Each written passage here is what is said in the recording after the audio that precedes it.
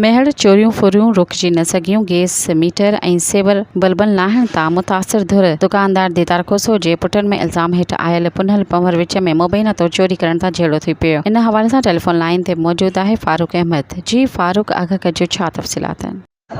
जी, मेहर चोरूं फुरूं रुकजी न सघियूं। जॾहिं त मेहर जे भट्टी रोड ते गैस मीटर ऐं सेवर बल्ब लाइण तां मुतासिर धुर दुकानदार दीदार खोसो जे पुटनि ऐं इल्ज़ाम हेठि आयल पंवर ज़ात जे नाले पुनल पंवर विच में मुबीना तौरु चोरी करण तां झेड़ो थियो।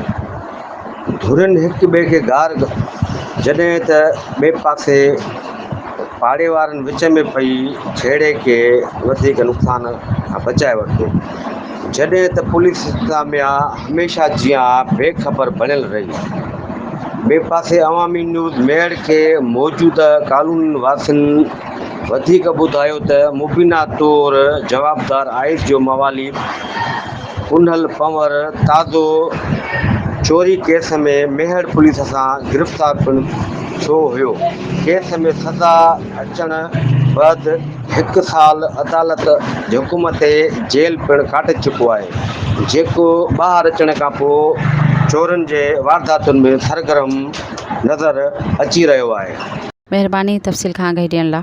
सब्सक्राइब कयो अवामी न्यूज़ HD खे ऐं ताज़ा तरीन ख़बरुनि लाइ ॾिसंदा रहो अवामी न्यूज़ HD।